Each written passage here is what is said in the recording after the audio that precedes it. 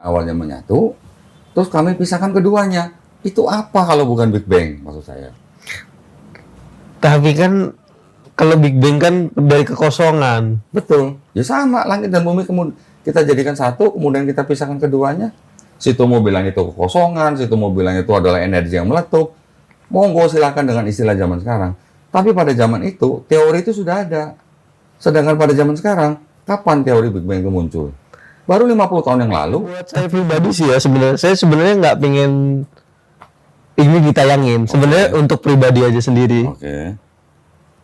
Gimana tanggap? Saya pengen lihat aja bagaimana Kodondi menyikapi pertanyaan atau pernyataan saya aja sih. Oh, kalau saya bebas-bebas aja. Orang mau menyatakan agama Islam buatan manusia atau agama Islam adalah agama yang salah, itu hak dia, hak orang itu.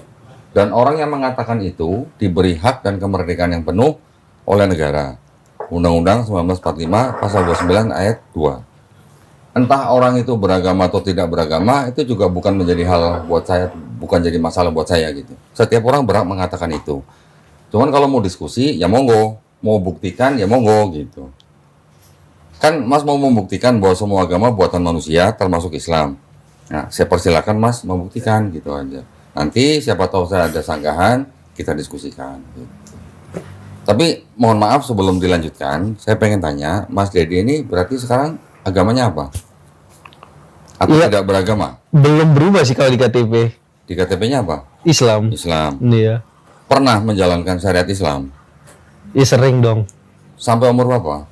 Sampai sekarang masih Jumatan. Loh, sampai sekarang masih Jumatan? Iya.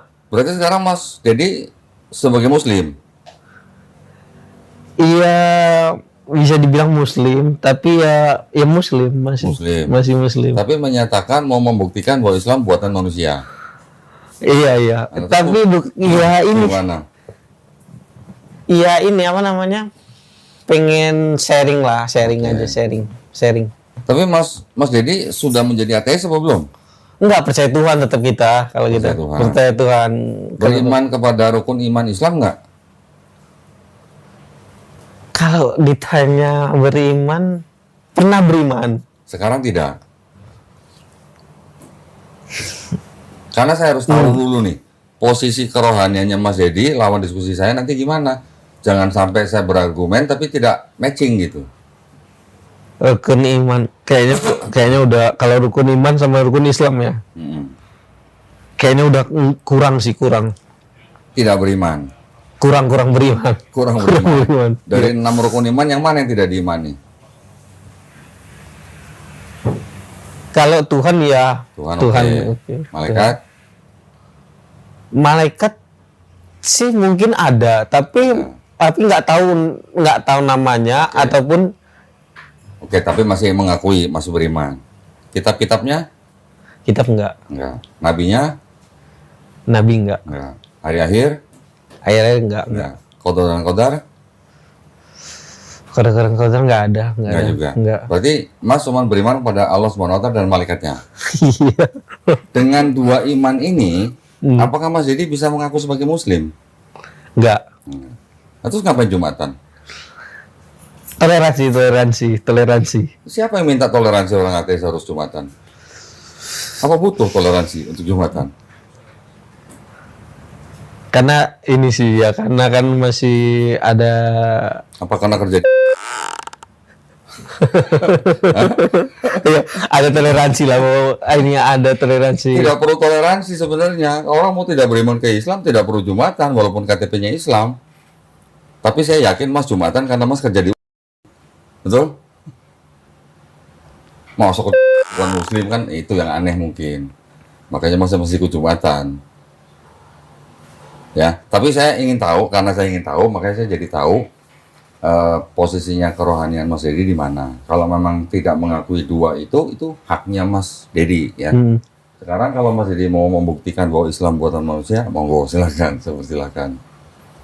Ya sebenarnya kalau menurut saya sih teorinya gampang sih, kayak misalkan Hindu dan Buddha kan buatan manusia. Hindu dan Buddha ya. Iya, bukan samawi kan. Oke. Terus? Nah, kalau misalkan ditarik itu kan sebenarnya cuma ada 3 sebenarnya. Apa? Agama samawi. Samawi itu kan sebenarnya cuma ada 3, Yahudi, Nasrani, sama Islam. Kalau misalkan kita lihat dulu awalnya itu di Eropa itu kan, kenapa bisa orang Yahudi ini bisa mencetuskan agama Yahudi ya karena mereka sebenarnya kalau saya telaah ya, karena kalah perang, karena kan dulu Romawi menguasai Eropa. Sehingga mereka itu kalah dalam hal peperangan atau fisik gitu, sama dengan Romawi, sama orang-orang Romawi. Yahudi kan tadinya di Eropa tadinya, kemungkinan. Saya potong. Iya. Yudaisme tidak bermula di Eropa. Iya, tapi setelah mereka terusir, Iya. kan kemungkinan orang Yahudi ini orang Eropa juga tadinya, karena terusir kalah sama Romawi, kemungkinan ya hipotesisnya itu mereka melipirlah ke arah ya sekarang Israel itu. Nah disitulah mereka pengen mengalahkan Romawi dengan apa? Yaitu bikin tandingan dari mengalahkan dengan otak. Oke. Mengalahkan dengan otak itu artinya membuat mereka buat suatu kepercayaan atau ya ajaran pendidikan yang berupa agama itulah. Karena di Romawi juga udah menganut sistem dewa-dewa kan, artinya itu mereka sudah punya sistem belief tersendiri gitu. Jadi dari situ mulanya. Nah, ketika Yahudi ini mentoknya di mana? Karena harus ada hubungan darah gitu. Harus ada hubungan darah. Terus jadi pengikutnya untuk orang-orang Romawi itu kurang bisa ngambil gitu. Orang-orang Romawinya itu nggak kesedot ke orang-orang Yahudi. Terus? Nah, teruslah berapa ratus tahun kemudian mereka berpikir, kemungkinan ya, ini berpikir agama yang bisa kayak membuat mereka itu berubah haluan dari menyembah dewa-dewanya mereka, orang-orang Romawi, jadi menyembah ke Tuhan yang ini. Tuhan yang satu inilah kan lawannya dewa-dewa Romawi kan, Romawi dewanya banyak. Nah itu Yahudi bikin dewa Tuhannya satu. Nah terus Nasrani di sini juga ternyata bisa diambil alih sama Romawi. Diambil alihnya dengan yaitu dibuatlah seolah-olah tiga satu atau 3 menjadi 1 menjadi 3. Jadi sama aja ya ajaran Romawi gitu. Yang Kristen. Iya, yang Kristen. Terus? Jadi agak berhasil, tapi bila dibilang berhasil juga gagal karena memang juga ajarannya belum sebagus Islam karena mereka belum menyempurnakan kan. Yahudi cendekiawan ini belum menyempurnakan. Nah terus ya itulah Islam itulah mereka sempurnain. Mereka mengapa ngambil di daerah Arab? Karena Romawi itu tidak menguasai daerah Arab. Sedangkan kalau di Israel sendiri atau di daerah Yerusalem itu memang kekuasaan dari Romawi, jadi lebih mudah di take overnya gitu. Kalau misalkan ada sesuatu gitu. Kalau menurut saya begitu sih. Jadi menurut Mas Dedi, Islam juga termasuk buatan manusia. Iya. Ya, berarti kitab Qur'annya juga buatan atau karangan manusia. Iya. Yang Yahudi juga karangan manusia. Iya. Yang Kristen juga karangan manusia. Iya. Oke. Mohon maaf sebelumnya, saya mau nanya dulu, Mas Dedi ini peneliti atau bukan? Bukan kalau peneliti. Bukan. Berarti belum pernah membuat suatu tulisan gitu belum? Belum. Oke. Saya mau koreksi sedikit ya. Iya. Yang tadi Mas Dedi utarakan. Agama Yudaisme tidak bermula di Eropa. Bermulanya di Yavne, kota Yavne, ya kira-kira tidak jauh lah dari Yerusalem, tidak jauh. Setelah Yahudi ini split atau terpisah menjadi Yudaisme dan juga menjadi Kristen, ya. Ketika Bait Suci Haikal Sulaiman dirubuhkan oleh Jenderal Titus tahun 70 Masehi, Bait Suci adanya di Yerusalem. Ketika itu ada pemberontakan, Jenderal Titus merobohkan Haikal Sulaiman atau Baitul Maqdis tahun 70 Masehi, barulah terpisah menjadi Yahudi Rabinik yang disebut dengan Yudaisme dan juga menjadi Kristen. Itu tahun 70 Masehi. Tetapi kalau praktek agamanya orang Yahudi itu sebenarnya boleh dikatakan menurut ahli-ahli Perjanjian Lama bisa dikatakan mungkin sudah 2000 tahun sebelumnya, sejak zaman Nabi Musa. Tetapi agama Yudaismenya sendiri baru terlihat jelas ketika sudah pecah di tahun 70 Masehi itu. Ya, itu adalah tahun perpecahan antara Yahudi dan Kristen. Karena apa? Karena di situ sudah mulai timbul orang-orang Yahudi juga yang sudah lama hidup pada zaman Helenistik Yunani, ya. Dari tahun 322 sebelum Masehi, Raja Alexander Agung itu kan menguasai daerah Mediterania. Ya, mereka kan sebenarnya mengincar Raja Darius Agung yang di Persia, tetapi mereka mencaploknya dengan cara sedikit demi sedikit gitu. Mesir dulu, nanti sampai Palestina, baru akhirnya mereka menguasai Persia. Sampai di Mesir dibuatin dinasti Ptolemy. Ptolemy itu nama jenderal daripada Raja Alexander Agung. Nah, setelah dari 322 sebelum Masehi itu, 332 maksud saya, itu selama ratusan tahun, hampir seperempat milenium, daerah situ hidup pada zaman Helenisme Yunani dengan budaya dan sistem kepercayaannya. Ya, ada dewa Zeus, punya anak Dewi Helen, punya anak dewa Hermes, punya anak Perseus, punya anak Hercules dan sebagainya. Anaknya kurang lebih 100. Termasuk orang-orang Yahudi yang tinggal di Alexandria Mesir, yang tinggal di Yerusalem, dan yang tinggal di daerah sekitar situ hidup di bawah budaya Helenisme. Dengan adanya budaya Helenisme itulah ya sebagian Yahudi memisahkan diri menjadi Kristen karena terpengaruh oleh budaya Helenisme itu. Ketika Romawi masuk ke daerah menguasai daerah situ, itu tahun 63 sebelum Masehi, Romawi masuk sampai tahun 600-an kan, sampai zaman Islam. Mereka orang-orang Yahudi ini jadi pernah hidup di zaman Helenisme Yunani, pernah hidup pada zaman paganisme Romawi. Kalau di Yunani ada dewa Zeus, di Romawi mereka mengenal dewa Jupiter. Anak-anak dewa Jupiter juga dianggap sebagai setengah manusia, setengah dewa. Itu dewa-dewa yang mereka sembah selama ratusan tahun. Jadi, Kristen timbulnya ketika mereka menggunakan atau mengadopsi ya, sistem kepercayaan Helenisme, paganisme, dan Platonisme. Platonisme pernah dengar? Plato pernah dengar? Ada Plato, ada Philo di bawahnya, di atas sana ada Aristoteles gitu. Itu juga filosofi Yunani. Mereka menggabungkan semua itu sehingga timbul agama Kristen. Makanya ada Trinitas itu pun juga berevolusi. Tidak tahun 70 Masehi itu ada Trinitas, belum. Trinitas itu baru timbul 381 Masehi. Hampir 300 tahun setelah 70 Masehi itu, ya. Kalau Mas bilang agama Yahudi buatan manusia, saya sebagai orang Islam setuju. Kalau Mas Dedi bilang agama Kristen buatan manusia juga, saya sebagai orang Islam juga setuju. Tapi kalau Mas bilang Islam buatan manusia, ini yang saya pengen tahu dasarnya dari mana. Kalau Mas Dedi hanya menyampaikan Islam juga meneruskan, menyempurnakan misalnya dari Yahudi dan Kristen di Arab Saudi, karena Arab Saudi tidak dikuasai oleh Romawi, itu kurang tepat. Karena sebuah sistem kepercayaan itu harus dilihat dari konsep ketuhanannya, konsep keselamatannya, dan kenabiannya, serta kitabnya. Nah, ketika kita menilai sebuah agama ini buatan manusia atau bukan, yang harus kita uji adalah kitabnya, Mas. Saya sudah menguji kitabnya orang Kristen, dari mulai Perjanjian Baru, Matius sampai Wahyu. Saya juga sudah menguji kitabnya orang Yahudi yang disebut Tanakh, dari namanya Kejadian sampai Maliaki. Itu semua saya sudah uji. Di situ banyak sekali kontradiksi, kesalahan, ilmiah juga termasuk, sehingga tidak bisa disebut ini sebagai samawi. Gitu ya. Tapi kalau yang Quran, saya sudah pelajari sekian tahun, saya belum nemu yang namanya ayat buatan manusia gitu. Oke. Ketika kita menelaah sebuah kitab, tentu saja kita kan harus melihat ada pesan apa di dalam kitab itu, ya kan? Apapun kitabnya. Tentu saja yang kita lihat harus konsep ketuhanannya, yang tadi saya bilang.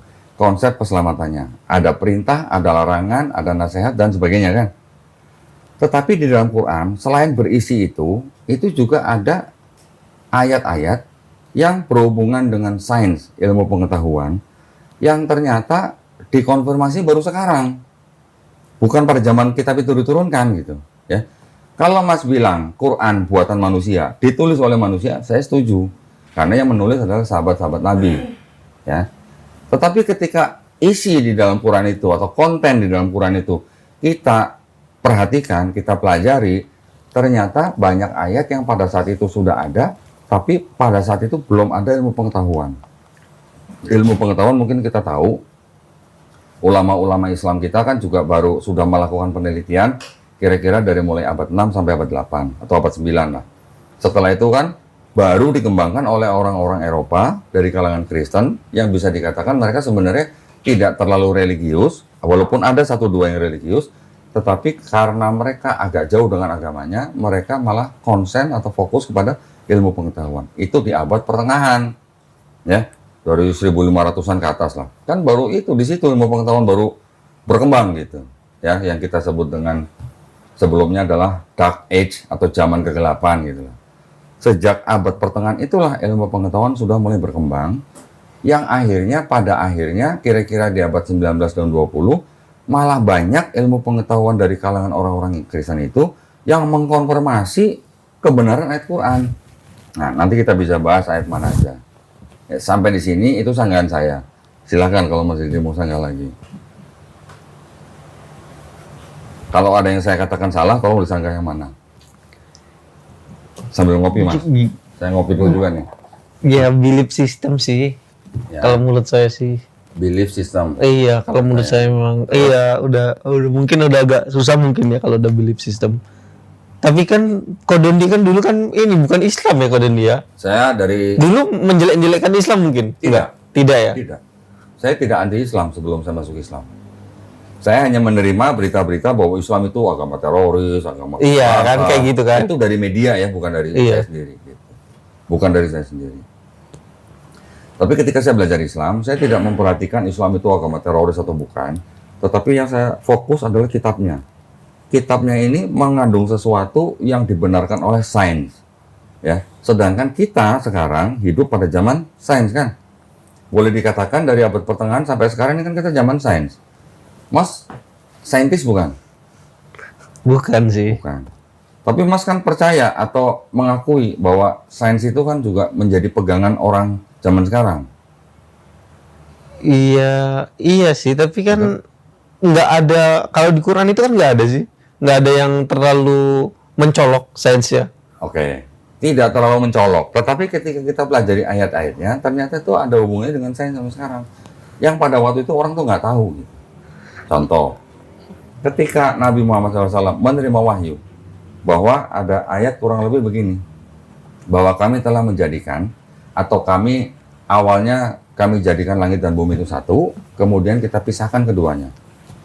Kalimatnya begitu, tidak ada kata-kata Big Bang, itu nggak ada. Tapi pada zaman sekarang kita tahu ada namanya Big Bang. Big Bang itu apa? Sebuah letupan besar yang ada di alam semesta, yang akhirnya membentuk alam semesta yang kita sekarang tinggalin gitu. Langit dan bumi awalnya menyatu, terus kami pisahkan keduanya. Itu apa kalau bukan Big Bang, maksud saya? Tapi kan kalau Big Bang kan dari kekosongan. Betul. Ya sama, langit dan bumi kemudian kita jadikan satu, kemudian kita pisahkan keduanya. Situ mau bilang itu kekosongan, situ mau bilang itu adalah energi yang meletup. Monggo silakan dengan istilah zaman sekarang. Tapi pada zaman itu, teori itu sudah ada. Sedangkan pada zaman sekarang, kapan teori Big Bang itu muncul? Baru 50 tahun yang lalu. Tapi luas loh maknanya itu. Oke. Langit dan bumi dipisahkan itu luas sih kalau menurut saya. Belum berarti kemungkinan mungkin bukan Big Bang mungkin gitu yang dimaksud. Ya nggak tahu, langit dan bumi dipisahkan kan cuman kata-katanya kan. Iya, ya sekarang selain Big Bang, Mas Dedi punya istilah apa? Silakan bikin tulisan. Ini bukan Big Bang, ini adalah ini gitu misalnya. Silakan. Kalau itu tidak bisa dijawab oleh ilmuwan-ilmuwan yang lain, Mas Dedi bisa dikatakan nanti sebagai ilmuwan. Enggak sih, maksud saya apakah memang yang dimaksud dipisahkan langit dan bumi itu Big Bang? Maksud saya kan kemungkinan juga kan belum tahu gitu kan maksudnya. Oke. Itu kan masih apa ya, mentah. Oke. Sekarang kalau pada zaman Nabi Muhammad SAW dengan ayat seperti itu, orang-orang yang membaca ayat itu kira-kira mereka paham nggak langit dan bumi dulu satu terus kemudian pisahin? Kira-kira orang-orang pada zaman itu paham nggak? Dengan kalimat pada awalnya kami jadikan langit dan bumi satu, kemudian kami pisahkan keduanya, orang pada zaman itu aja nggak paham. Apalagi kalau mau dengan istilah yang lain gitu istilahnya. Betul nggak? Iya, tapi Big Bang juga nggak langit dan bumi juga sih, kan banyak macam-macamnya di dalam Big Bang itu kan. Apa aja coba?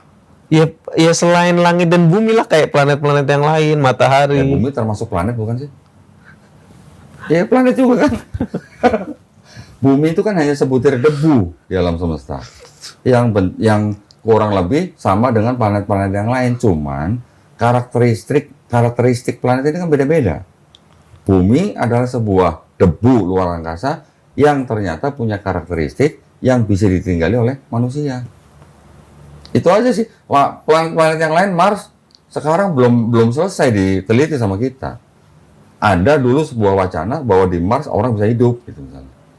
Ya, nanti ada di planet lain yang punya karakteristik mirip dengan bumi. Tapi kan sampai sekarang belum ada manusia dari bumi pindah ke planet lain. Yaitu mungkin tinggal menunggu perkembangan ilmu pengetahuan.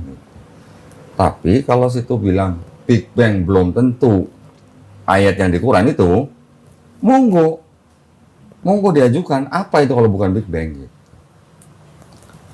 Ya cuman kata-kata aja lah. Nah iya, sekarang dari situ apa kalau bukan Big Bang? Bumi dan langit. Yang mungkin maksudnya kata-kata itu ya cuman itu doang, bumi dan langit dipisahkan doang. Sekarang kalau dipisahkan, masuk nggak ke dalam ranah Big Bang? Ranahnya. Gitu. Oke, situ mau bilang bukan Big Bang. Tapi pertanyaan saya, masuk nggak kalimat itu di dalam ranah Big Bang? Kalau menurut orang yang bukan Islam aja bilang masuk. Iya sih memang ya, tergantung orangnya sih mungkin ya. Sudut pandang. Kan? Iya, sudut pandang. Sudut pandang ini kan, tapi kan di belakangnya dia harus ada ini, harus kita nggak usah memaksakan ada sudut pandang Islam, nggak usah. Orang yang bukan Islam pun, bahkan yang menemukan teori Big Bang itu seorang pendeta loh, ya. Dia bisa memandang bahwa langit dan bumi itu dulu ada semacam ledakan besar, sehingga menimbulkan benda-benda langit, termasuk salah satu debunya adalah bumi. Matahari juga salah satu debunya, tetapi dengan karakteristik dia bisa menimbulkan sinar yang begitu panas sehingga bisa memberi kehidupan di bumi. Wallahu alam, kita nggak pernah tahu kenapa bumi dengan matahari dan bulan ini apa istilahnya masuk di dalam galaksi Bima Sakti. Wallahu alam, kita nggak pernah tahu kenapa ada di situ. Tetapi kan kita juga tahu, sekarang manusia bisa tahu bahwa yang namanya galaksi di alam semesta ini begitu banyak. Bukan jutaan lagi, bukan miliaran lagi, bahkan triliunan. Kapan manusia tahu? Setelah punya teleskop. Nggak ada teleskop, manusia tahu dari mana? Sekarang ketika ada seorang fisikawan, Mas, mengatakan bahwa alam semesta ini mengembang. Di Quran sudah ada. Di Quran sudah ada. Kami yang menjadikan dan kami yang meluaskan. Itu kira-kira karangan manusia atau bukan gitu loh. Alam semesta ini meluas atau mengembang. Dikonfirmasi kira-kira baru 50 tahun yang lalu sama astronomi. Bahkan seorang Stephen Hawking aja ngomong begitu. Tapi kan kalau di sains kan manusia kan bukan dari Adam, dari kera.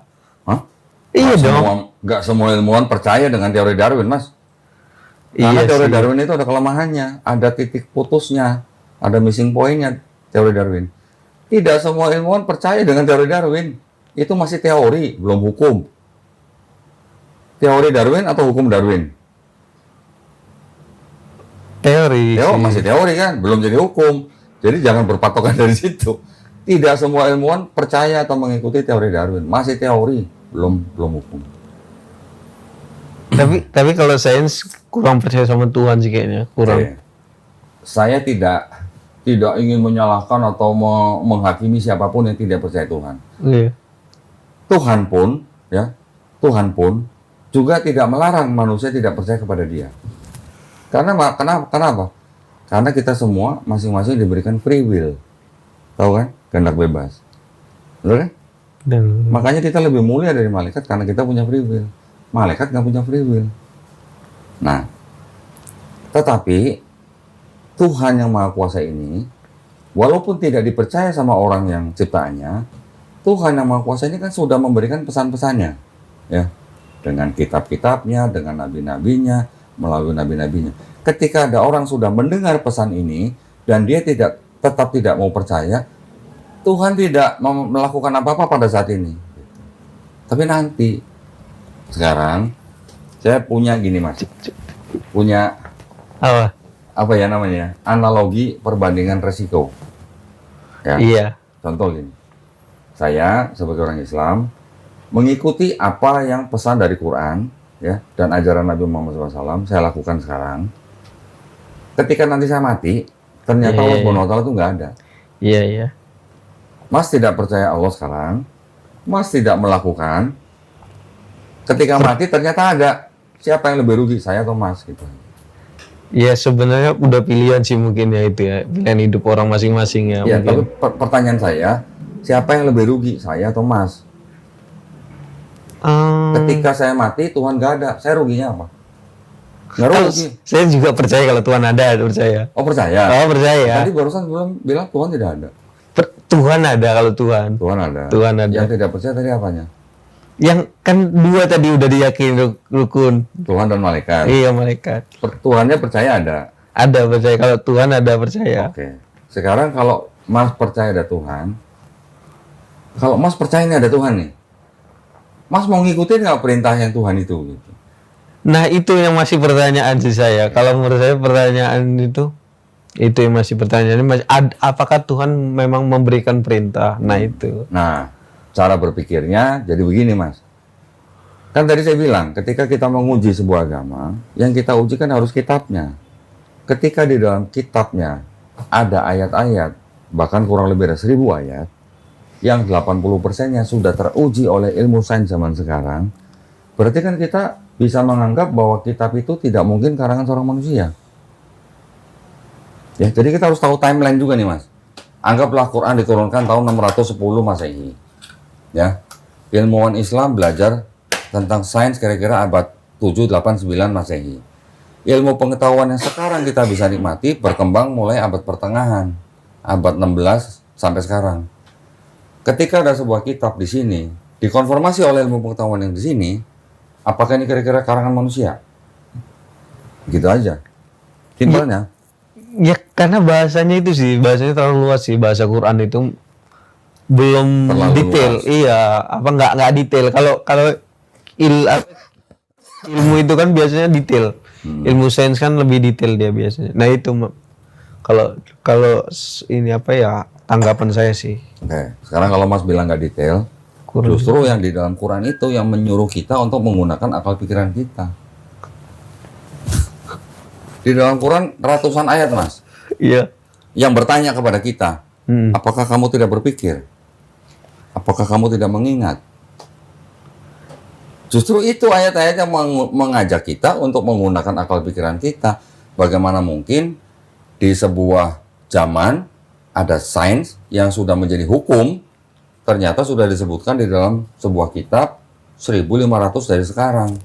Berarti ini tidak mungkin karena tidak ada ilmuwan pada zaman itu yang sudah menemukan hal-hal seperti itu. Contoh ginilah paling gampang. Mas percaya kalau kita makin ke atas, kita makin susah bernapas? Percaya. Percaya. Kalau di Quran dinyatakan dada seseorang itu akan sesak dan sempit seperti mendaki langit.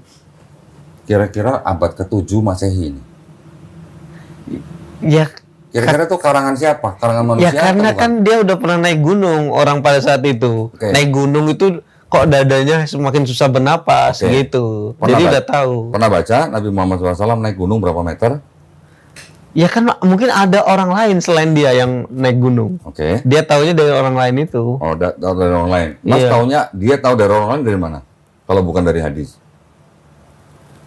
Iya kan mungkin ada yang nggak diceritain di ini kan, nggak diceritain di dalam hadis kan, karena ya itu kan balik lagi ke teori konspirasi kan.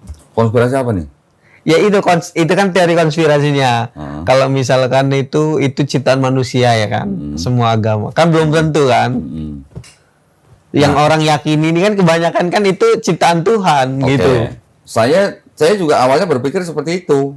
Tapi ketika saya tahu di dalam Islam ada Quran, ada hadis sahih, berarti kita harus berpatokan kepada dua ini. ketika kita tidak bisa membuktikan Nabi Muhammad SAW diberitahu oleh orang yang pernah naik gunung yang sangat tinggi, jangan kita klaim, maksud saya. Kita harus nggak ada buktinya dulu. Nggak diklaim Nabi sih. Muhammad SAW tahu dari mana, gitu. Karena setahu saya Nabi Muhammad SAW tidak pernah keluar area Arab Saudi, ya. Dia tidak pernah ke Selat Gibraltar, dia tidak pernah ke gunung Mount Everest.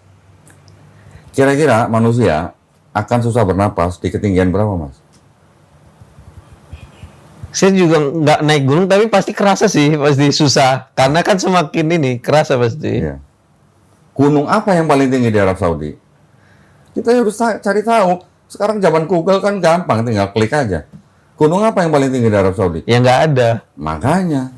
Jadi dari mana Nabi Muhammad SAW tahu kalau semakin tinggi manusia naik ke atas, mendaki langit, dadanya kan sesak dan sempit. Gitu. Ya pasti mungkin ada yang udah pernah dia pernah dengar dari orang mungkin gitu. Carikan saya buktinya Nggak itu. tahu. Nah, jadi kalau kita mau berdiskusi atau mau berargumentasi, kita harus punya bukti-bukti yang bisa Iya. dipertanggungjawabkan. Maksud saya gitu, Mas. Iya, iya. Masalahnya, ini abad 7 ya, Mas ya? 7 Masehi ini. Baru di tahun 1648, abad 17. Seorang saintis namanya siapa? Pascal. Baru dia orang yang pertama kali mengatakan semakin tinggi kita ke atas, oksigen makin tipis. Bedanya 1000 tahun, Mas. Abad 7 sama abad 17 nih. 1000 tahun. Baru ada orang mengetahui oksigen makin tinggi, makin tipis. Baru di abad 18, 19 oksigen makin diteliti lagi oleh ilmuwan-ilmuwan lain. Apakah mungkin seorang nabi yang disebut Umi tidak pandai baca tulis tahu bahwa semakin tinggi ke atas orang semakin sulit bernapas? Setinggi-tingginya Nabi naik gunung paling banter apa sih? Gua Hiro. Berapa meter? Baru ratusan meter. Kalau kita bandingkan dengan Mount Everest, 8.800 meter. Ya karena ya banyak timnya mungkin ya, punya tim mungkin itu. Yang Yahudi jalan-jalan gitu, naik gunung gitu. bukan Yahudi kan banyak Yahudi di Arab juga kan. Yahudi di Arab Iya. ada. Terus Banyak. Yahudi Ya mungkin siapa itu yang naik tim-tim. gunung dadanya sesak dan sempit? Saya pengen denger. Mungkin ya, nggak tahu, kita kan nggak tahu, berandai-andai aja. Nah, kalau saya Cuman- bilang sebaiknya kita jangan Berandai-andai ya. Kita harus punya literasi. Tapi kalau kayak gitu saya mau tanya aja. Hmm. Karena saya juga kan posisinya memang belum begitu paham ya kan. Jadi saya mau tanya aja. Misalkan ya, kalau kan hadis itu kan bukan dari firman langsung dari Tuhan kan. Bukan. Tapi kenapa itu jadi sumber hukum? Gini, yang namanya menyusun hadis kan ada SOP-nya. Mas tahu yang disebut sahih itu yang syaratnya seperti apa?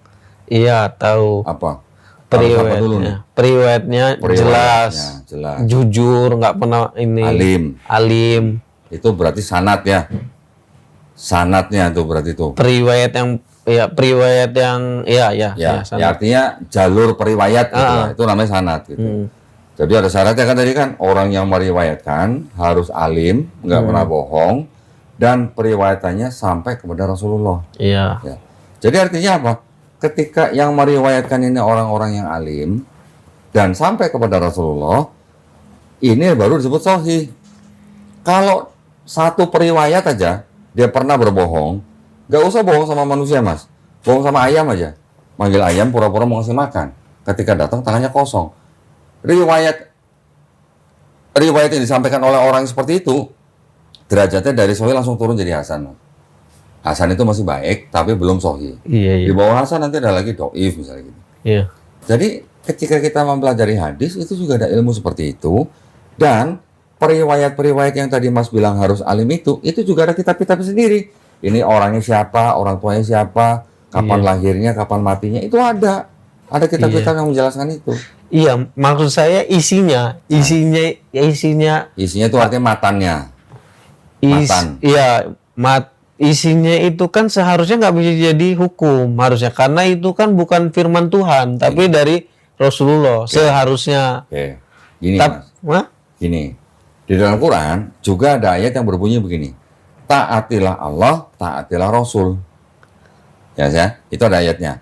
Ketika ada kata-kata taatilah Rasul, berarti kita harus mengikuti sunnah Rasul, kan begitu. Sunnah Nabi ini.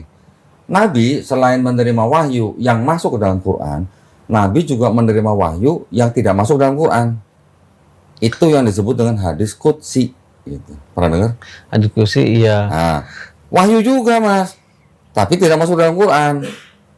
Contoh, Iya. di dalam tubuh manusia ada berapa, apa namanya? Ada berapa sendi? 72 ya? 360. Oh, 372. Kok 72? 360. Iya, iya. Kira-kira Nabi Muhammad SAW tahu dari mana manusia punya 360 sendi? Kalau bukan wahyu dari Allah. Tapi tidak masuk Quran. Mungkin pernah bongkar-bongkar mayat. Asumsi kalau begitu. Asumsi, ya asumsi. Kita jangan berasumsi. Iya, kalau nggak masalah boleh itu. ya? Nggak boleh. Kita harus ini aja. Harus yang ada literasinya aja. Iya, iya, iya. Kalau asumsi, kita aduh mudah nanti nggak dianggap gitu lah mas. Omongan kita nanti. Ada yang bilang sama saya, jangan-jangan Nabi Muhammad itu diajarin sama alien katanya. Ya mana buktinya? Gitu aja. Kalau ada buktinya, kita baru bisa bantah. Kalau nggak ada buktinya, ya udah asumsi berarti. Tapi kalau hadis qudsi itu kan nggak semua hadis itu hadis qudsi. Betul. Hadis qudsi itu. Betul. Tidak semua hadis itu hadis qudsi. Dan tata cara sholat itu kan cuma ngelihat Rasulullah sholat. Betul. Tapi Nggak ada perintah langsung firman Tuhan. Tata caranya. ya, yang mengajari Nabi sholat siapa? Kalau di hadis nggak cuma disuruh perintahin aja kan, Isra Mi'raj itu kan perintah doang. Waktunya doang. Kalau perintah sholatnya dari Quran mas. Perintah sholatnya. Yang Isra Mi'raj. Iya, ya, menerima perintah sholat. Tetapi di dalam Quran juga ada perintah sholat pada waktu-waktu tertentu untuk yang 5 waktu itu. Selain daripada yang Isra Mi'raj. Ada ayatnya. Nanti saya bisa tunjukin. Iya, tapi Maksud kan saya- di situ kan sholat kan bisa berarti berdoa. Betul. Maksud saya begini. Ketika ada perintah sholat, ada perintah taat Rasul. Berarti Rasul juga mengatakan kepada kita, sholatlah seperti apa yang aku lakukan. Sholatlah seperti sholatku gitu. Ya kan? Berarti kan kita diperintahkan sholat seperti sholatnya Nabi. Sedangkan Nabi sholat, di Quran tidak disebutkan subuh 2 rakaat, zuhur 4 rakaat, asar 4 rakaat, maghrib 3 rakaat, isya 4 rakaat. Nggak disebutin rakaatnya. Iya. Tetapi Nabi melakukan sholatnya, dia melakukan subuh sekian rakaat dan setiap sholat itu berapa rakaat karena diajarin sama siapa? Diajarin sama malaikat Jibril alaihissalam. Jadi ketika Nabi sholat subuh 2 rakaat, ya sudah kita tinggal ngikutin. Oh, kalau subuh 2 rakaat. Oh, sebelum subuh 2 rakaat itu ada sholat qobliyah subuh. Ya, kita cuma ngikutin karena kita diperintahkan sholatlah seperti sholatku. Iya, tapi nggak ada ininya kan. Tapi setahu saya nggak ada, Nabi itu nggak pernah bilang kalau dia, oh Jibril itu ngajarin sholat sekian gitu. Coba cek. Cek ya, ada ya? Ada. Kalau nggak ada, bagaimana kita bisa tahu bahwa Nabi diajarin sholat oleh malaikat Jibril? Cek, makanya kita harus agak luas wawasannya, Mas. Jangan kita berasumsi sendiri.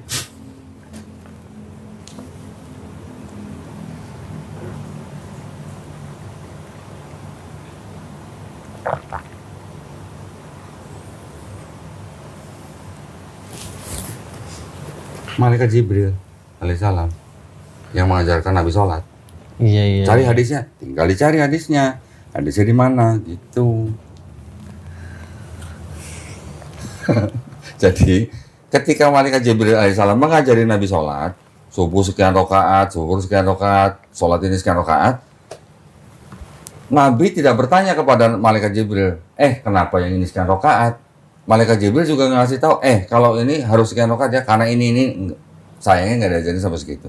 Tapi yang perlu dilakukan sama orang-orang yang mengikuti sunnah Rasul, Nabi sholatnya begitu, ya udah kita ikutin gitu. Berdasarkan apa? Berdasarkan hadis-hadis yang sahih.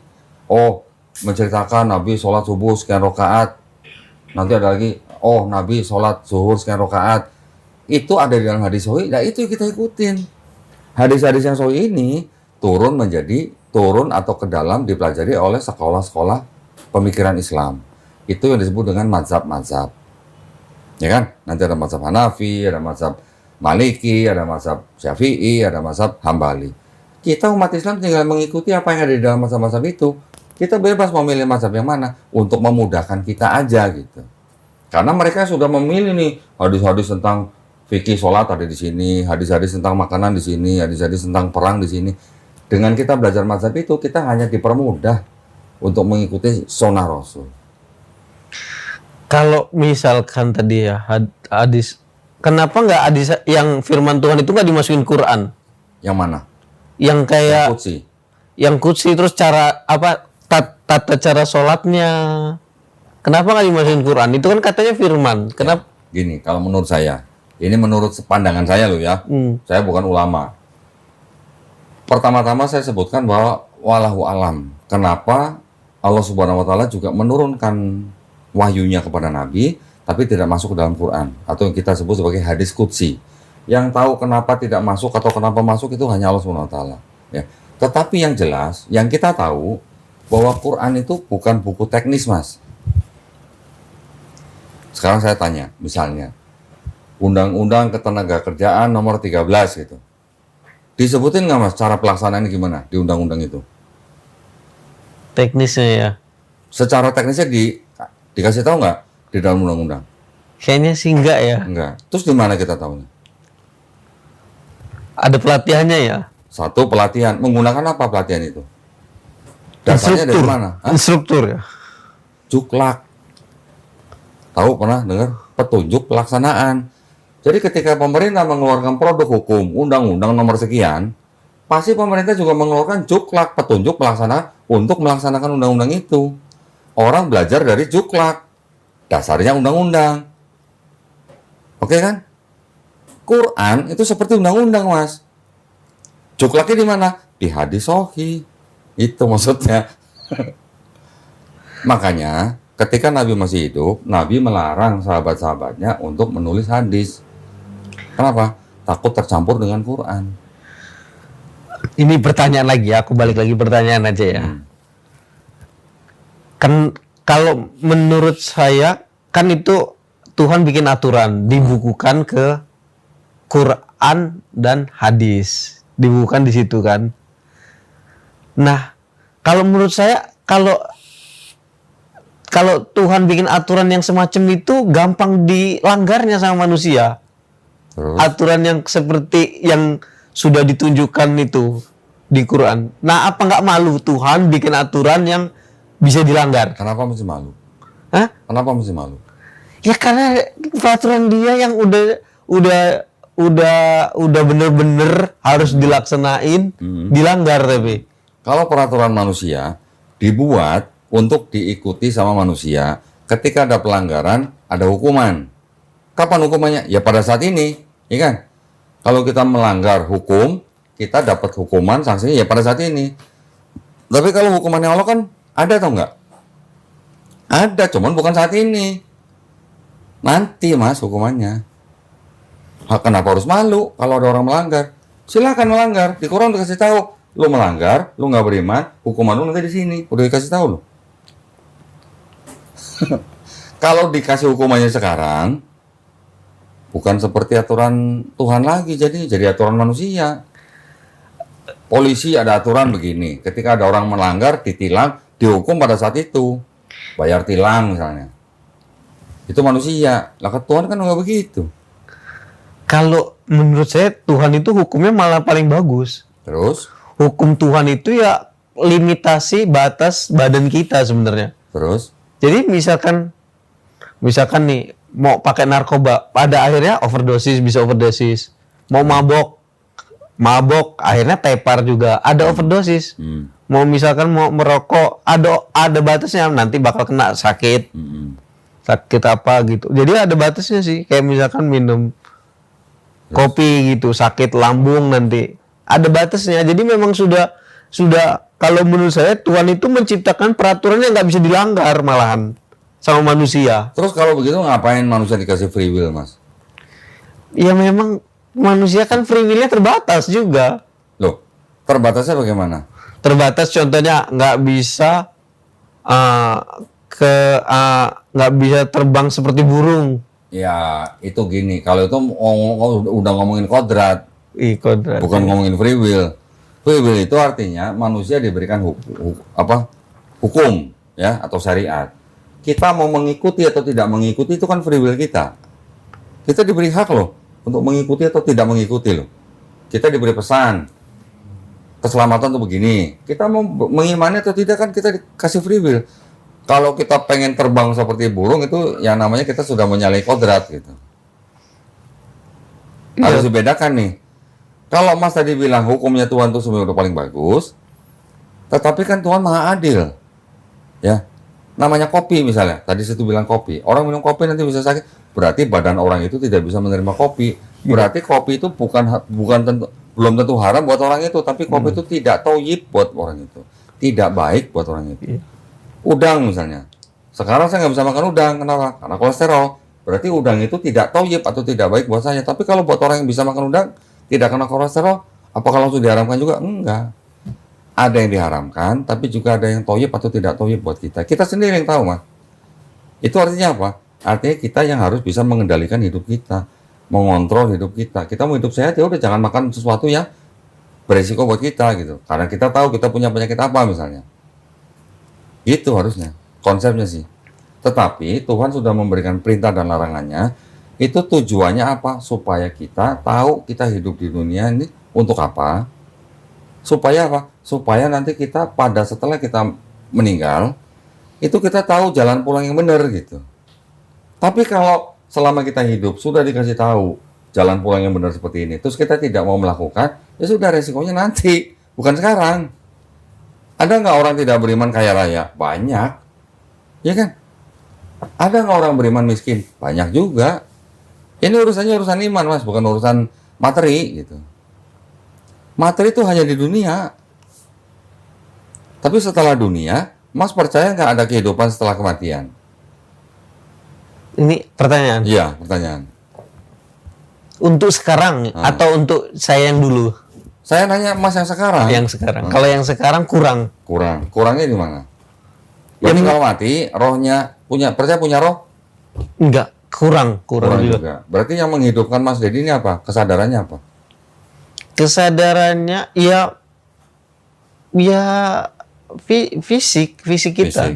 Ya, yang menghidupkan Mas Dedi apa? Jantung. Iya, dia anggota badannya jantung, ya hati. Kesadarannya Mas Dedi dari mana? Ya dari apa? Brain. Ada nggak orang gila? Banyak, ya itu brainnya terganggu. Terus yang menghidupkan dia apa kalau gitu? Cuma jantung?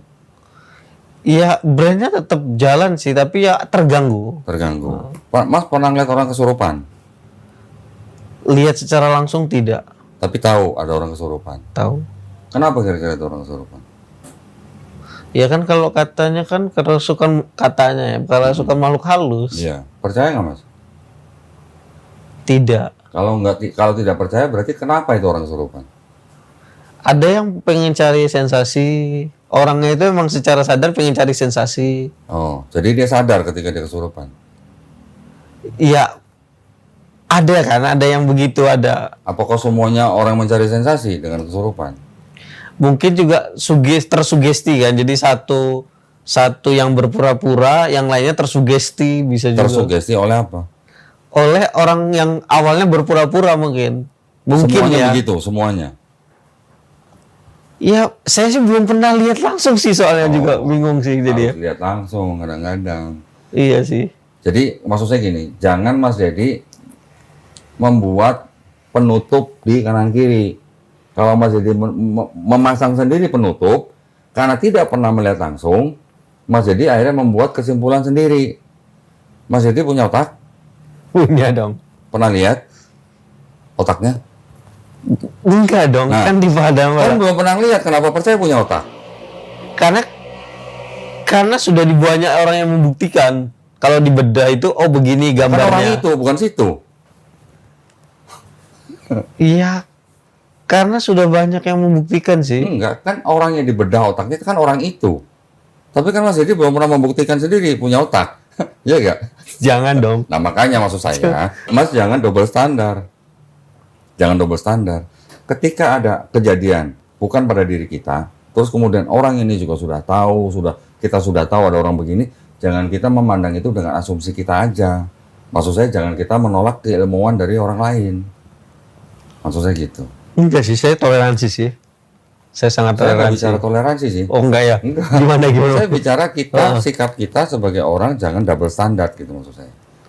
Oh kalau yang begini karena saya nggak bilang ngeliat orang kesurupan, saya menganggap orang-orang kesurupan itu orang-orang yang cari sensasi. Jangan begitu. Oh iya iya. Artinya orang yang kesurupan itu kita bisa buktikan bahwa dia tidak sadar pada saat itu. Karena apa? Karena ketika diajak komunikasi orang itu pun nggak tahu dan dia juga nggak sadar, nggak ingat gitu. Dia tadi kenapa gitu. Banyak yang begitu kan. Orang yang kesurupan mana mungkin dia sadar, mana dia tahu. Nah maksud saya kembali lagi nih, Mas percaya punya ruh nggak? Untuk sekarang kurang. Kurang. Ya berarti kan sama aja. Mas juga punya otak nggak? Karena Mas nggak pernah ngeliat ruh makanya nggak percaya. Mas juga nggak pernah ngeliat otaknya sendiri makanya kenapa Mas percaya punya otak gitu. Kalau ruh ini kan kayak gini masalahnya. Kalau ruh itu, kalau menurut saya Goib. bukan goib. Kan ruh ini seolah-olah kita nih kita ini bisa keluar dari badan fisik gitu kan, ruh ini kan. Kalau dalam Islam ya kan, ruh ini kan bisa keluar dari badan kita, nanti dibangkitkan lagi di hari akhir bersama dengan tubuh kita. Tapi kemungkinannya mustahil. Kenapa? Karena yaitu harus ada badannya juga. Kalau badannya udah menghilang, kemungkinan udah susah sih. Apakah bayangannya Mas nanti kalau kehidupan kematian seperti tubuh kita tuh tubuh seperti yang sekarang manusia sekarang? Sudah pernah ke sana balik lagi belum? Kayaknya ada hadis-hadisnya kan. Kita itu bakalan muda di dalam surga itu nggak pernah tua. Kan berarti kan. Tapi apakah itu yang kita bayangkan tuh seperti tubuh kita di bumi sekarang? Kan enggak dong. Tapi Kalau seperti tubuh kita berarti kita perlu ke toilet dong. ya mungkin tidak buang Sekarang air gini aja kecil deh. mungkin. Sekarang gini aja deh. Mas ingat nggak waktu di rahim ibu makan minum nggak? Ya karena belum lengkap ya. Iya makan minum nggak ketika masih jadi bayi di rahim ibu? Ya mungkin ya nggak inget ya. Lah iya nggak ingat kan? Tapi kan tahu kan dengan ilmu kan. Kalau kita mau pelajari kan kita harusnya tahu bahwa bayi di dalam rahim ibunya pun dikasih makan sama ibunya. Iya. Yang makan ibunya tapi bayi juga ikut makan kan? Kotorannya dibuang kemana? Ya karena masih jadi satu mungkin ya. Nah, jadi maksud saya, kita jangan berpatokan pada diri kita sekarang yang pada saat ini. Kalau ada manusia yang bisa makan di dalam rahim ibunya aja, terus itu kita tidak mau tahu, terus giliran kita melihat masa depan atau yang kehidupan setelah kematian, Mas samakan dengan kehidupan yang sekarang, tapi Mas nggak ingat pada alam rahim, itu arti kita apa? Double standar berarti kalau gitu. Mungkin ya. Begitu memang. Jatuhnya begitu. Mas nggak percaya ada roh kenapa? Saya mau Kalau tanya. dulu percaya kalau dulu. Nah, sekarang kenapa nggak percaya? Karena nggak pernah lihat atau kenapa? Ya karena kalau badan kita rusak susah sih. Susah apanya? Badannya itu udah hilang gitu, udah hilang. Ketika roh itu keluar dari tubuh kita, ya udah tubuh itu mati. Akan habis makan cacing tanah. Iya. Ya. Tapi ketika manusia itu masih hidup, energi apa yang membuat manusia itu hidup gitu loh. Kalau bukan roh. Tapi kan tulang belul katanya kan kalau kita hari akhir itu dibangkitkan dengan sumsum tulang belakang kita kan. Yang udah ribuan tahun kan udah hilang tulangnya semua. Itu kayaknya agak ada kesalahan itu. Itu kesalahan juga nggak? Kesalahannya karena Mas melihat dari kondisi tubuh kita sekarang. Mas berpikir itu nanti akan sama dengan tubuh kita yang sekarang gitu. Bentuknya seperti apa, sistemnya seperti apa, mekanisme seperti apa, itu nanti urusannya di alam lain, Mas. Kita sekarang lagi hidup di alam dunia, ya, dengan segala kondisi fisik kita. Kita diberi kesempatan untuk berpikir, untuk belajar segala ilmu pengetahuan tentang tubuh kita dan tentang alam semesta ini. Ketika kita tidak mau mempelajari, tapi kita tidak percaya dengan yang kehidupan setelah kematian, kita tidak mengaku orang beriman, ya nggak apa-apa. Tetapi ya resikonya nanti, gitu aja. Iya. Iya. Nah, makanya bukti bahwa Allah itu ada, bukti bahwa Quran itu berasal dari Allah, yaitu di Quran. Nah, orang banyak yang bilang begini kan, saya tidak percaya ada Tuhan karena saya tidak bisa melihatnya. Banyak yang gitu kan. Enggak, saya percaya kalau Tuhan pasti saya percaya. Tuhan Tuhan seperti apa yang masih dipercaya? Nah, ini pertanyaan lagi ya. Kalau menurut saya Tuhan ini atau pencipta langit dan bumi ini nggak perlu nama. Kalau dia punya nama sama kayak manusia dong. Enggak juga. Hah? Enggak juga. Malaikat ada nama nggak? Nah, aku nggak tahu apakah Tuhan pengen ada malaikat atau enggak. Aku juga nggak tahu. Bisa juga dia pengen, misalkan dia kesepian di mana di alam dia pengen nyiptain malaikat, ya nggak apa-apa. Ya terserah dia, namanya apapun kita nggak tahu. Terus Kalau menurut saya, Tuhan tidak perlu nama, kita manggilnya apa? yang nggak perlu kita panggil, memang nggak perlu. Kita nggak perlu minta. Memang kita itu memang harus melakukan semuanya sendiri karena memang sudah hukum alamnya begitu. Hukum Maksudnya alam siapa? Siapa menentukan hukum alam? ya karena Tuhan nggak pernah memunculkan juga kan, memunculkan dirinya. Angin perlu nggak memunculkan dirinya?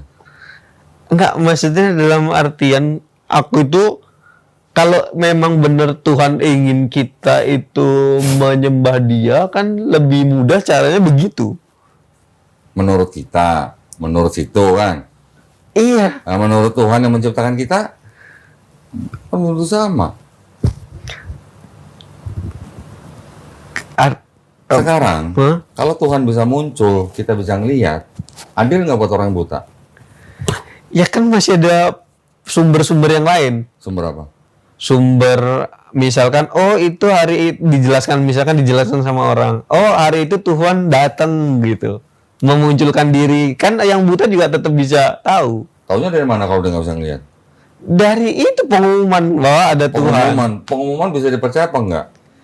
Yang sebenarnya lebih gampang lagi sih kalau Tuhan mau memunculkan diri. Tinggal di dalam pikiran manusia, tinggal diisi aja sama Tuhan. Jadi ada memori dalam pikiran kita ini yang nggak bakal hilang bahwa Tuhan itu ada gitu. Nah, sekarang padahal kita nggak pernah ngelihat. Nah, di memorinya Mas ada nggak Tuhan? Ya nggak ada. Hah? Nggak ada? Ya nggak pernah lihat gitu. Apa nggak pernah muncul memori gitu loh maksudnya. Loh, tadi Mas bilang percaya Tuhan. Enggak, maksud saya kan kalau yang buta tadi kan, yang buta, kalau yang buta ini solusinya begini, berarti ada lagi solusinya. Misalkan yaitu Tuhan memunculkan dari setiap kepala kita itu, yaitu ingatan bahwa ada Tuhan begitu. Jadi nggak perlu ngeliat, harus percaya. Hah? Berarti maksudnya untuk orang buta, dia tidak harus melihat Tuhan, tapi dia harus percaya kan? Iya, karena kan udah dimunculin dari ingatannya sendiri. Itu untuk orang buta, apalagi untuk orang yang bisa melihat. Kenapa dia harus melihat untuk percaya gitu maksudnya? Berarti kan ada kondisi yang tidak sama untuk manusia nih. Sama-sama manusia nih padahal nih. Iya, nggak apa-apa kalau manusia kan memang tempat ini. Tempat apa? Tempat kurang. Tempat kurang. Kurang dan salah. Jadi Mas mau bikin aturan sendiri gitu? Enggak, bukan. Maksudnya kan tadi kan ada contoh kasus seperti itu kan. Lah iya, makanya maksud saya dengan contoh-contoh tadi seperti itu maksudnya untuk semua manusia, mau buta, mau bisa melihat, itu maksudnya. Nanti kalau ada suatu kondisi tertentu hanya untuk orang yang bisa melihat, menjadi tidak adil buat yang tidak bisa melihat. Terus nanti Mas bikin aturan lagi untuk orang buta harusnya tidak perlu melihat. Lah kalau gitu yang bisa melihat kenapa harus melihat gitu? Maksudnya sih begitu. Sekarang gini Mas percaya DNA, ada DNA. DNA. DNA. Percaya bahwa manusia ini semua punya DNA kan? Iya, DNA kan ya, DNA ya. DNA saya dengan DNA Mas Dedi sama nggak? Iya, beda dong. Beda. Unik kan? Setiap manusia DNA-nya unik kan? Iya. Siapa yang mendesain DNA itu?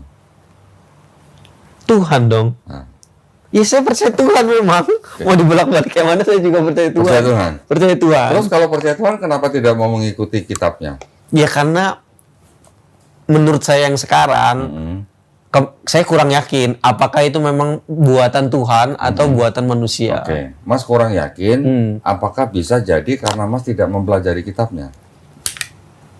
Saya Dulu cukup sering sih mau belajar kitabnya. Cukup Mempelajari. sering. Terus mentadaburi. Mm-mm. Mentadaburi.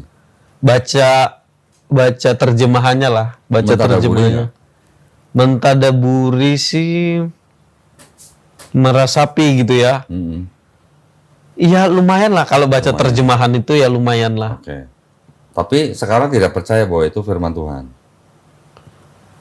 Sekarang ya Kurang. kurang. Ketika tadi saya sebutkan bahwa di ayat Quran ada ayat yang sudah dikonfirmasi sama sains sekarang, menurut Mas gimana? Ya karena cuman ini sih ya itu saja masih Tahu nggak kekurangannya Mas apa?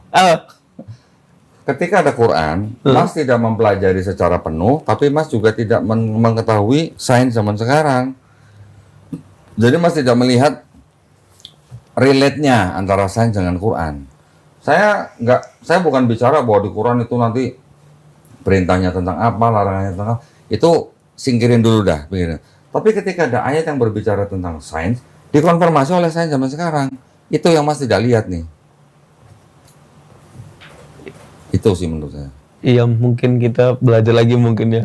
Berarti Mas kurang mempelajari apa hubungannya Quran ini dengan sains, apa korelasinya, membuktikan apa dengan sains, gitu Mas. Saya masuk Islam karena Quran dikonfirmasi sama sains. Saya akhirnya mengambil kesimpulan bahwa Quran ini tidak mungkin dikarang oleh seorang manusia. Karena pada saat itu belum ada mikroskop, teleskop, sonar, dan sebagainya. Belum ada alat-alat seperti sekarang. Orang zaman sekarang bisa menimbulkan hukum sains karena mereka menggunakan alat-alat yang semakin lama semakin canggih. Mikroskop, teleskop, dan sebagainya. Pada zaman itu belum ada alat-alat itu. Kalau bisa mengatakan sesuatu yang sama, jaraknya 1500 tahun, berarti kita harus bisa mengambil kesimpulan bahwa Quran itu tidak mungkin dikarang oleh manusia. Gitu aja sih. Ada seorang profesor, namanya Profesor Keith Elmore, ahli embriologi, menulis buku namanya judulnya The Developing Human. Buku The Developing Human itu dipakai di seluruh universitas yang belajar tentang embriologi. Ketika dia tahu bahwa di dalam Quran ada ayat-ayat yang menceritakan atau kronologi tentang embriologi, dia tidak percaya itu karangan Muhammad. Dia sebagai seorang Kristen Presbyterian bisa ngomong, nggak mungkin Quran itu karangan Muhammad. Kenapa? Karena Muhammad tidak punya mikroskop. Yang punya mikroskop saya. Saya bisa menulis buku The Developing Human karena saya pakai mikroskop. Yang embrio apa sih? Ayat yang mana sih? Al-Mu'minun kalau nggak salah. Kayak nggak spesifik sih. Kalau menurut saya kurang spesifik aja sih. Cuman itu aja. Kalau mau spesifik, belajarnya di universitas, Mas. Karena Quran bukan buku sains. Ya.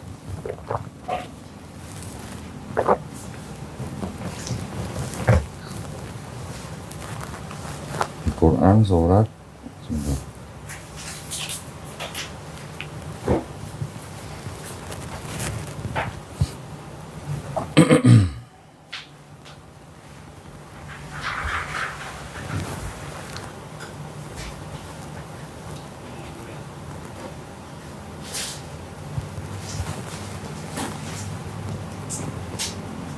Iya, Quran surat Al-Mu'minun, Quran surat Qiyamah, Quran surat Infitar. Banyak gitu. Maksud saya gini, ketika seorang profesor yang bukan muslim, dia berani membuat konferensi pers menyatakan bahwa Quran itu tidak mungkin karangan seorang Nabi Muhammad, tetapi berasal dari Tuhan Sang Pencipta. Seorang profesor bukan muslim. Karena dia tahu bahwa ayat-ayat di dalam Quran itu sama dengan yang dia tulis. Prosesnya, kronologinya gitu. Bahkan bentuknya. Kalau dia memberitahu bahwa embriologi umur sekian minggu berbentuk seperti lintah, di Quran juga disebutkan yang sama, alaqah, yang sifatnya sesuatu yang menempel dan menghisap sesuatu. Dia menyatakan nggak mungkin Nabi Muhammad tuh ngarang itu, karena dia nggak punya mikroskop. Saya bisa menulis begini karena saya punya mikroskop gitu. Jadi maksud saya, Mas, ketika Mas melihat Quran sebagai suatu kitab, tapi Mas tidak punya cara atau tidak punya media atau tidak punya sesuatu untuk melihat Quran itu sebagai karangan manusia itu bukan, ya selamanya Mas akan begini. Selamanya akan begini, Mas. Nah, maksud saya, dengan selama begini, kira-kira Mas sama saya lebih rugi mana gitu ketika nanti kita mati, gitu aja. Ya, nggak terlalu rugi juga lah. Kan saya masih ini. Situ Masih percaya Islam. dengan Tuhan kan? Da- Iya kan? Kan tadi situ bilang situ masih percaya dengan Tuhan. Iya. Tapi situ tidak percaya dengan kitabnya. Itu maksud saya. Ketika situ tidak percaya dengan kitabnya, situ tidak menjalankan perintahnya dengan sungguh-sungguh atau tulus gitu. Situ menjalankan perintahnya atau syariatnya hanya karena nggak enak saya kerja di Yang Iya kan? ya Mosok kerja nggak sholat gitu misalnya, atau nggak jumatan gitu. Mau dianggap apa nanti saya? Coba situ nggak kerja, mungkin situ nggak jumatan. Tuh, tapi ya tadi itu sebenarnya awal tadi itu menarik juga sih ya. Kok Dendi nggak percaya ini ya kitab-kitab Yahudi sama Nasrani ya? nggak percaya dalam arti apa maksudnya?